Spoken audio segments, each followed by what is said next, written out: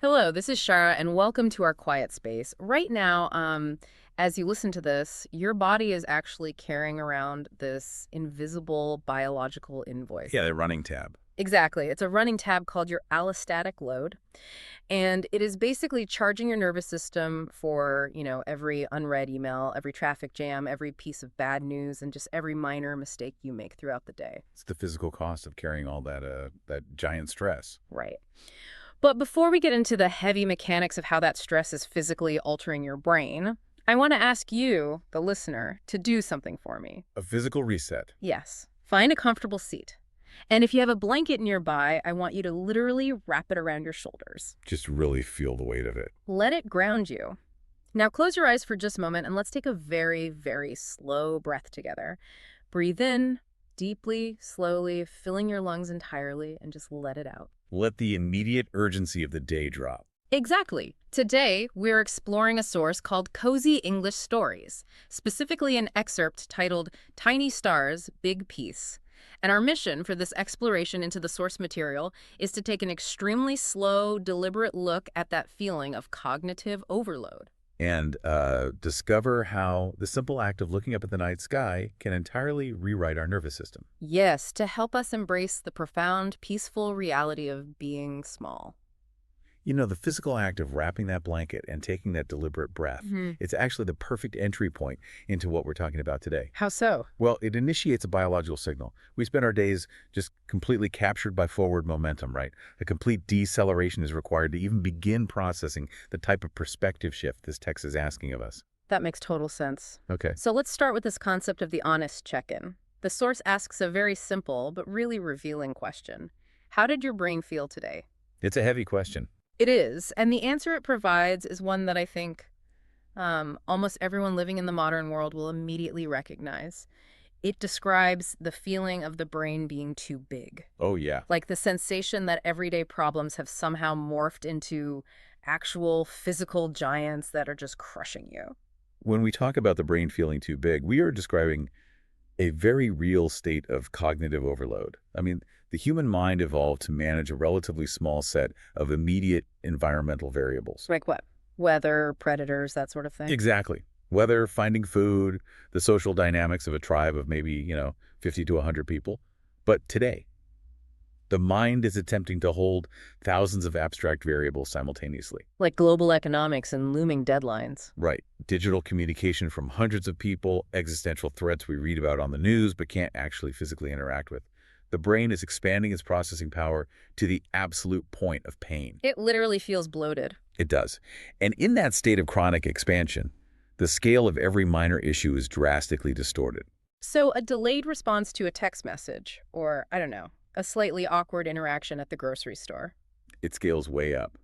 To an overloaded brain, those objectively small things become towering, monstrous giants.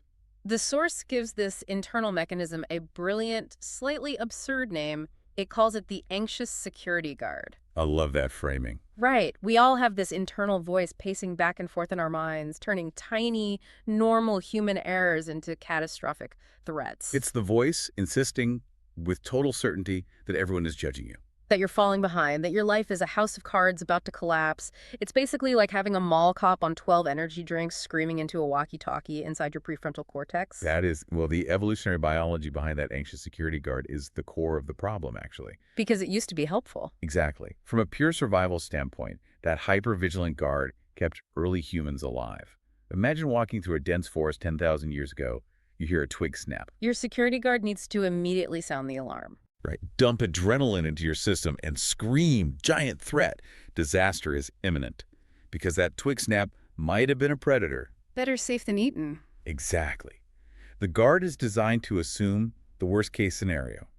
Because assuming a twig snap is just the wind and being wrong meant death. The issue we face now is that our external environment has completely transformed, but our biological hardware is exactly the same. Yeah, so the security guard is still clocking in every single day, staring at the security monitors of our lives, waiting for a tiger to jump out of our inbox. Which creates a relentless stream of false positives. Right. Instead of a predator in the bushes, the twig snap is a notification ping on a smartphone. Or a slight frown from a manager during a meeting. Or a typo in a presentation. The amygdala, that part of the brain responsible for the guard, it cannot distinguish between a mortal physical threat and a purely social or professional inconvenience. So the alarm just sounds over and over. And because the alarm is ringing so loudly, those everyday problems morph into massive, impenetrable walls right in front of our eyes. You know, I was trying to visualize how a small problem becomes a giant wall, and it reminds me of a trick with perspective. Oh, like the coin trick. Yes, if you take a small coin, like a dime, and hold it at arm's length, it's tiny. You can see the whole room around it. But if you bring that exact same small coin directly up to your eye and press it against your face, it completely blocks your field of vision. Right, it blocks out the windows, the furniture, the people around you. The coin didn't actually grow. Its physical dimensions are identical. But its proximity, the fact that we are holding it right against our mental eyeball, makes it feel like the only thing that exists in the universe. That analogy perfectly illustrates the concept of artificial blindness. The proximity of the stress prevents the brain from accessing the broader context of reality. And modern life kind of forces that coin against our eyes, doesn't it? Oh, modern infrastructure is practically engineered to hold that coin against our eyes. Think about the physical spaces we occupy. We wake up inside a box, our bedroom. We immediately look at a tiny glowing box, our phone. Then we get into a metal box to travel to work, where we sit inside a larger box, staring at a medium-sized box on a desk. We're constantly trapped indoors, surrounded by artificial ceilings, artificial lighting, artificial walls. So we are artificially magnifying that wall of stress because we've physically severed ourselves from anything larger than our immediate constructed microscopic environment. Which brings us to a critical realization about human psychology. We are deeply contextual creatures. We define our size, our importance, and the scale of our problems by comparing ourselves to our immediate environment. So if your entire environment is just a small room, an email inbox, and a list of daily errands, those things become the total sum of reality. The anxious security guard takes complete control because there is absolutely no competing data. There's nothing in an office cubicle to tell the guard, hey, look over there, the world is actually massive and this problem is a microscopic blip. Right. You are trapped in a closed loop of escalating anxiety, constantly reacting to the immediate walls around you. So we have this exhausted, screaming security guard. We are stuck staring at the wall, holding the coin against our eye. The obvious question is, how do we break the loop? Yeah, how do we get out? I want to push on the solution the source offers because honestly, it sounds almost too poetic to be practical. To shrink these giant problems, the text says we have to physically step outside and use the physical vastness of the universe to trigger a biological shift in our brains. Focusing heavily on the feeling of awe. Right. The specific sensation of feeling small when standing in front of something incredibly beautiful and massive. Awe has historically been treated as this philosophical or, spiritual concept. Yeah. But in recent years, neuroscientists have begun studying it as a highly distinct, measurable neurophysiological state. It's not just feeling happy or surprised. No, not at all. Yeah. Awe is triggered specifically when we encounter stimuli that are vastly larger than our current frame of reference. Like physically vast, like standing at the edge of the ocean or looking up at the night sky. Or conceptually vast, like contemplating the age of the universe. When the brain encounters this vastness, it undergoes a forced cognitive accommodation. What does that mean, practically? It means it has to literally update its mental models to process something that contradicts its previous narrow understanding of the world. Wow. And the text specifically mentions that experiencing awe reduces that biological invoice we talked about at the very beginning, the allostatic load. Let's unpack the mechanics of that. What is actually happening in the bloodstream when that load gets heavy? Well, allostatic load is the cumulative physiological wear and tear on the body from chronic stress. Every time the anxious security guard sounds the alarm over an email or a traffic jam, your body initiates a sympathetic nervous system response. Fight or flight. Exactly. It floods your bloodstream with cortisol and adrenaline. Your heart rate accelerates. Your blood vessels constrict to push oxygen to your muscles. Because it thinks you need to run away from a tiger. Right.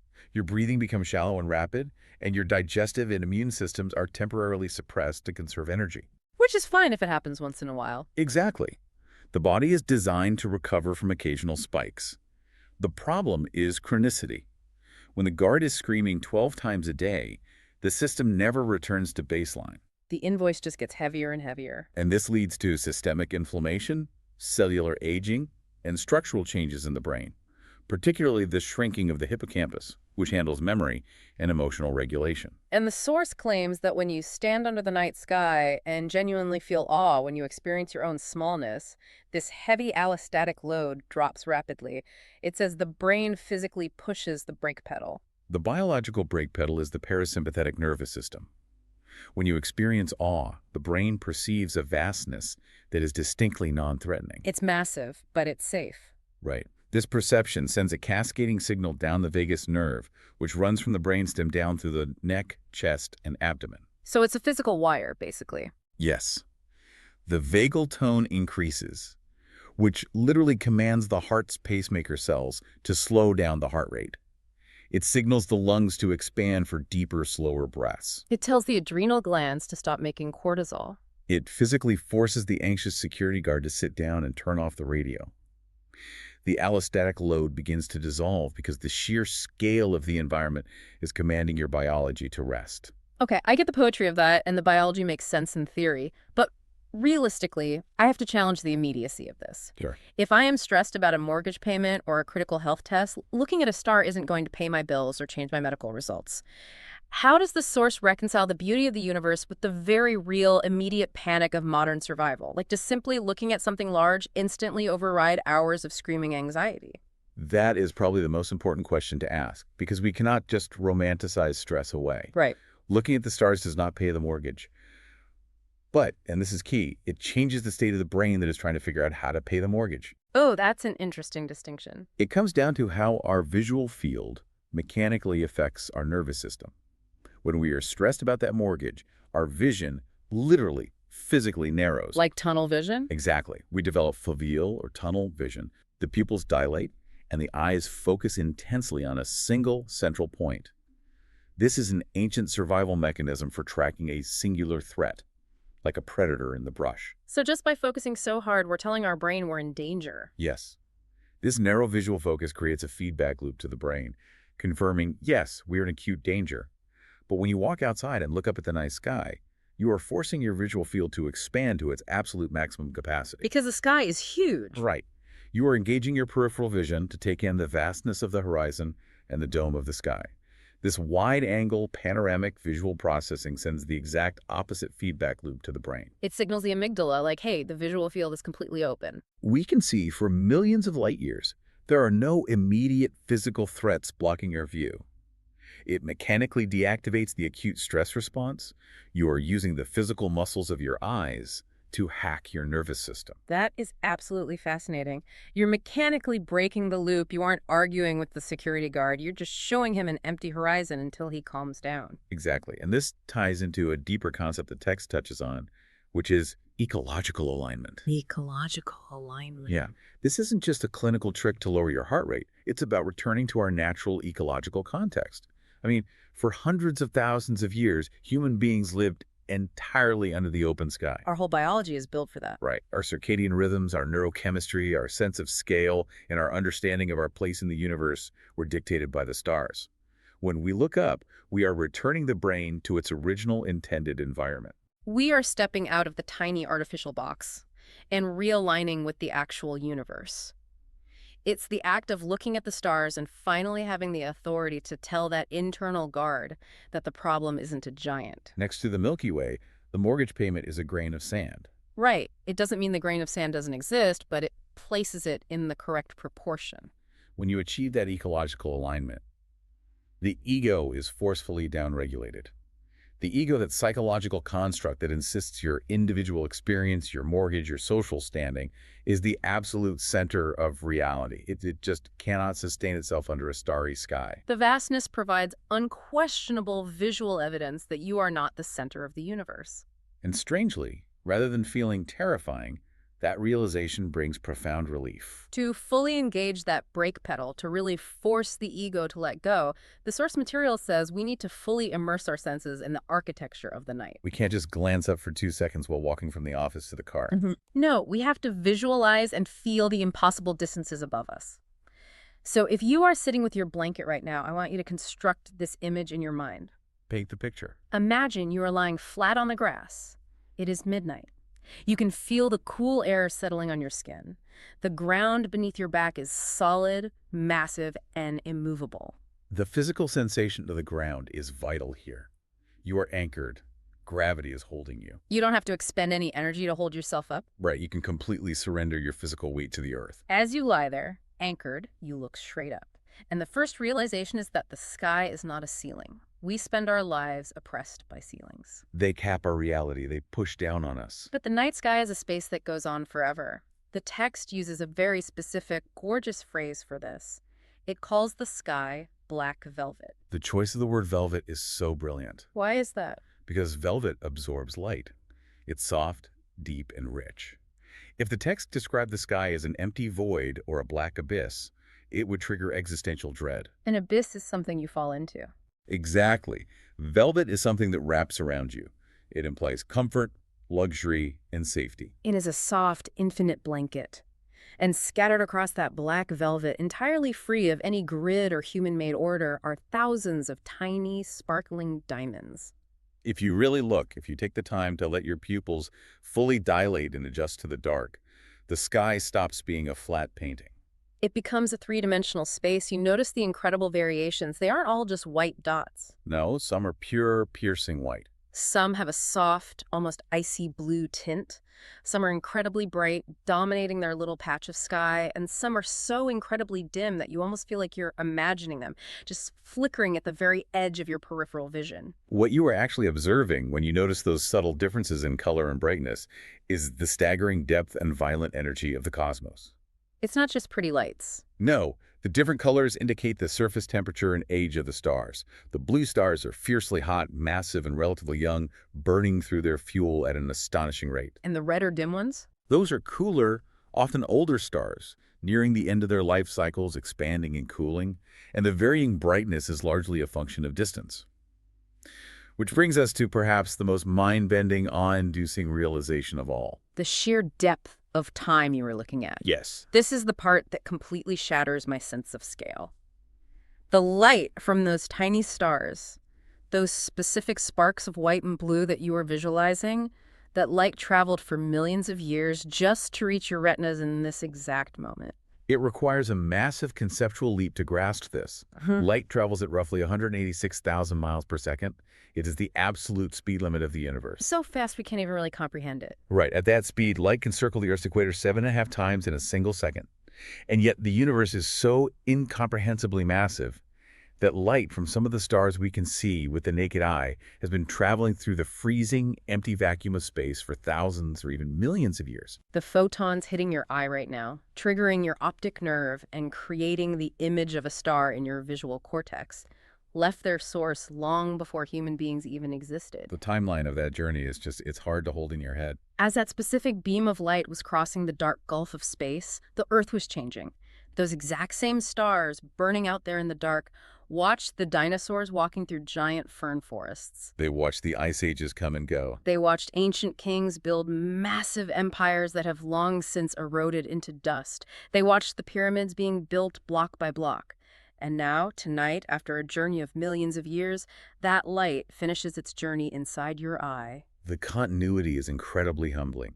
We view our lives as these grand, sweeping narratives, but against the backdrop of the stars, the entirety of human history is a brief, momentary flash. The stars are a constant, silent witness to the fleeting, fragile nature of terrestrial life. Yeah. I try to compare that millions of years journey of starlight to the trivial things that trigger my anxious security guard.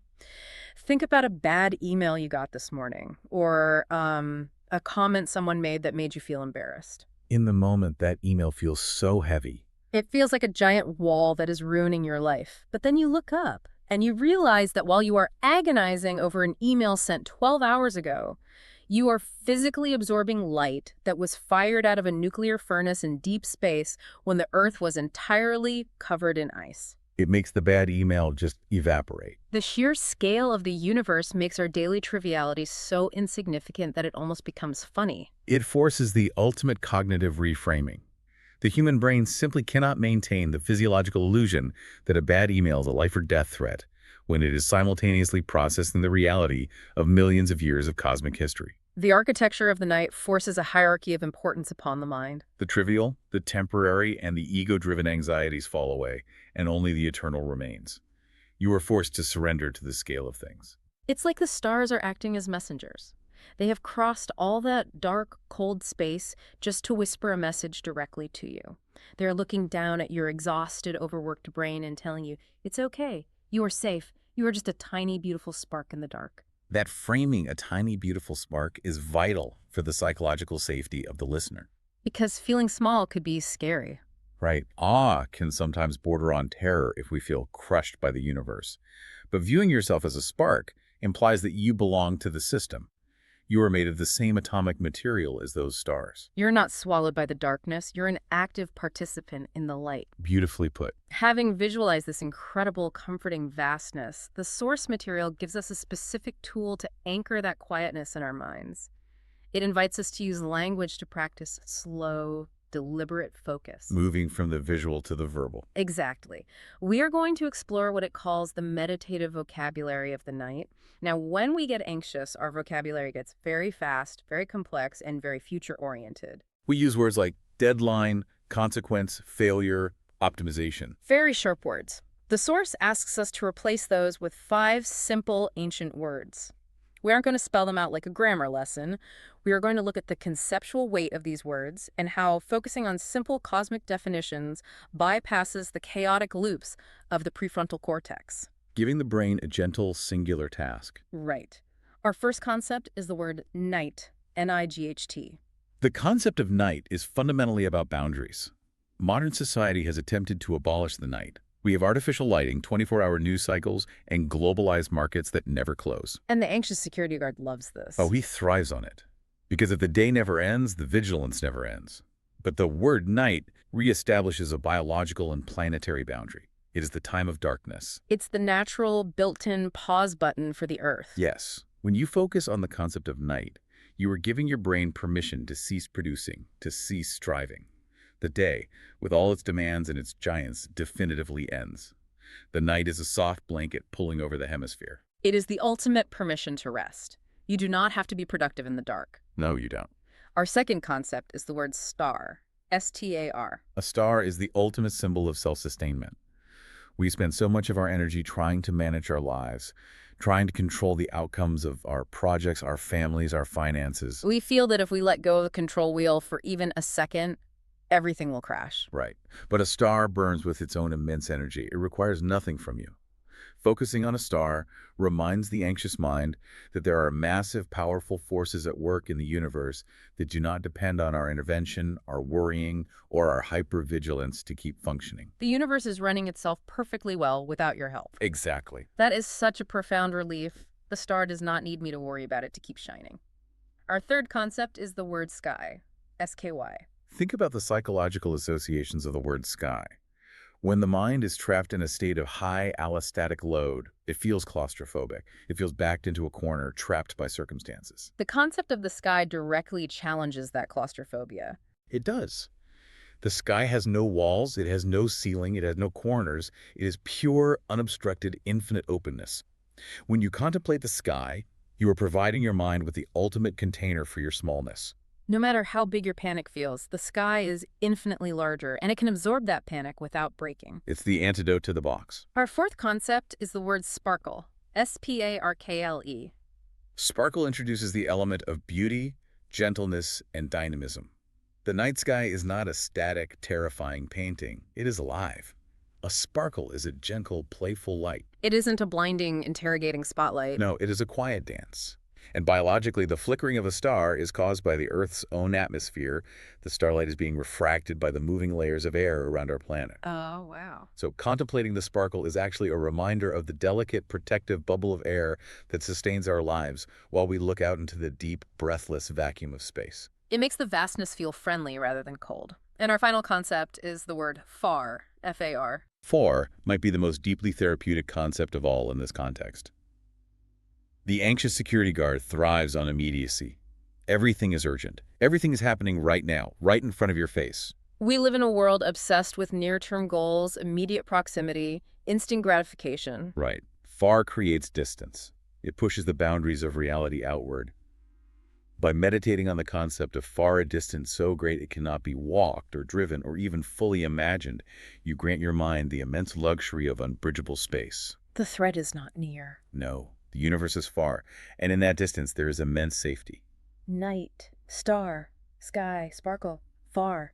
Just holding those concepts in your mind, feeling the weight of their meaning, you can almost physically feel the allostatic load dropping. It's a very real biological shift. With our minds quieted by this vocabulary of the cosmos, we are finally ready to confront a beautiful truth, which is the heart of our fifth section. Our insignificance is actually our greatest relief. This is the absolute crux of the transformation the source material is guiding us toward. Usually, human beings are terrified of being small. Oh, absolutely. We spend a massive amount of psychological energy fighting against our own insignificance. It's so true. The internal security guard desperately wants to be big. He wants to be important, to be central, to be the absolute main character of the world. Oh yeah, main character syndrome is real. We spend our entire days trying to build ourselves up. We obsess over our personal brands, our career trajectories, how many followers we have, how much influence we wield. We want our names to be remembered. We want to be giants. Because the ego demands significance. Evolutionarily, it equates significance with survival. If I am the most important member of the tribe, if I am the center of attention, I will be protected. I will get the most resources. Therefore, the idea of being small or insignificant feels like a literal threat to the ego. It feels like erasure. To the ego, to be small is to die. But look at the paradox of that ambition. We hustle, we grind, we try to be as big and important as possible in our careers, in our social circles, in our families. But what happens when you actually become a giant? You have to carry giant things. Yes, you have to hold up the sky. The bigger you make yourself, the heavier the world becomes. If you are the center of the universe, then you are responsible for the entire universe. Precisely. The burden of being the center of the universe is that everything revolves around you, which means every fluctuation, every problem, every failure feels like a direct indictment of your existence. It is a recipe for catastrophic, soul-crushing burnout. You are carrying a weight you were never biologically or spiritually designed to carry. But if you are small, if you look up at that black velvet sky and truly, deeply accept that you are just a tiny, beautiful spark in the dark, you do not have to carry the entire world. You are relieved of duty. If you are just a tiny spark, you don't have to solve every single problem tonight. You don't have to fix the global economy. You don't have to carry the weight of everyone's expectations. You don't even have to fix your own life by tomorrow morning. You can just let it all go. You realize that you are a part of the universe, but you are not the center of it. And that is the ultimate relief. You can let the stars hold the big things. They have been holding the galaxy together through the raw power of gravity for billions of years. They are perfectly capable of continuing to do so without your anxiety helping them. Your giant problems, the deadlines, the social embarrassments, the financial worries, when viewed from the perspective of a star burning a million light years away, they just dissolve into tiny, harmless dust. All you have to do in that moment of profound, beautiful smallness is breathe. I love that phrase, let the stars hold the big things. It's like putting down a massive lead-lined backpack that you forgot you were even wearing. It really is. Now, we are going to move from this deep philosophical relief to a gentle, highly practical challenge. The source material doesn't just want us to think about this abstractly, it gives us a specific clinical protocol to use the next time the giants return. The next time the security guard starts screaming and pacing the halls of your mind. Right. It outlines a 10-minute stargazing challenge. Having a concrete, actionable protocol is essential. Philosophy needs to be grounded in physical practice to truly alter the nervous system. You cannot just think your way out of high allostatic load. You have to physically guide your body out of it. Exactly. So I am going to walk you through the exact steps of this quiet challenge. Keep this in your back pocket for your heaviest days. Step 1. Turn off all the lights in your room or your house to make your immediate environment very dark. This is entirely about controlling the environment to optimize your biological response. Right, taking away the artificial stuff. By eliminating artificial light, you allow your pupils to dilate fully. You are removing the harsh, high-frequency artificial blue light that signals daytime and stress to your brain. You are preparing your visual cortex for depth perception, intentionally shifting from the glaring proximity of the modern world to the soft distance of the natural world. Step 2. Look at the sky. You can step outside into your backyard, go onto a balcony, or just look out an open window if you can't go out. And you must do this for exactly 10 minutes. And here is the golden rule, the absolute unbreakable law of this challenge. The most important part. Absolutely no phones. The prohibition of the phone is non-negotiable for two reasons.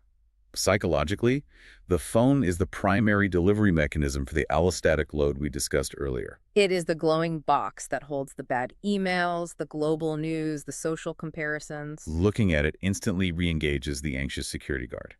Biologically, the blue light from the screen suppresses melatonin production and instantly destroys the night vision you just gained by turning off the lights.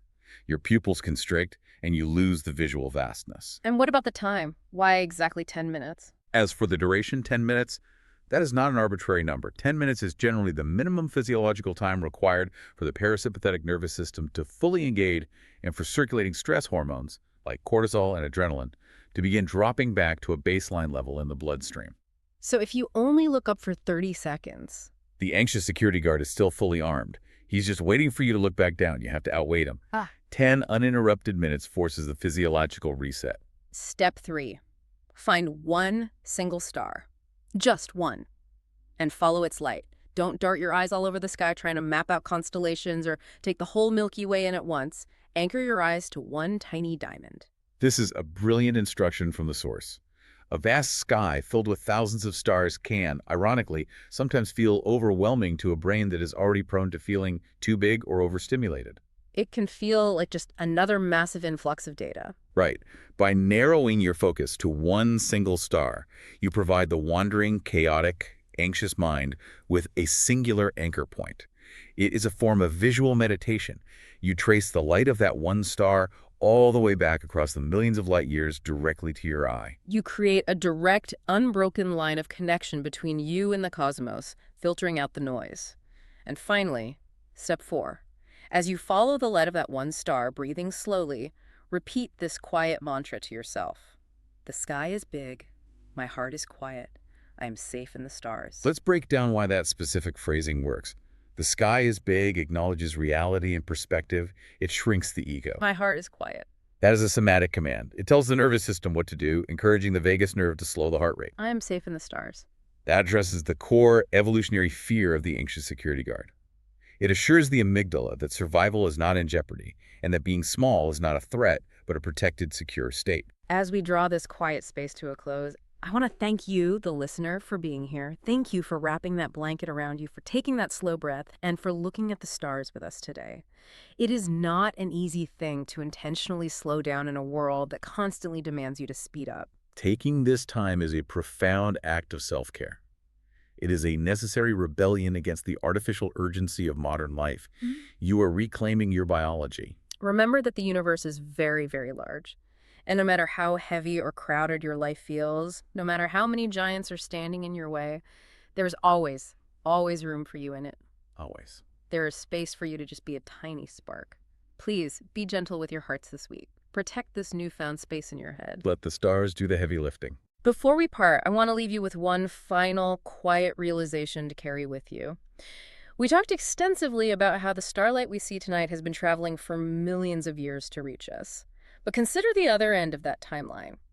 The light leaving those stars tonight, in this exact moment as you listen to my voice, will continue traveling through the velvet dark for millions of years into the future. It's incredible to think about. Long, long after our current giant problems, the stressful emails, the looming deadlines, the embarrassments, the financial worries are entirely forgotten by time, entirely turned to dust, that light will still be moving. It will still be shining across the universe.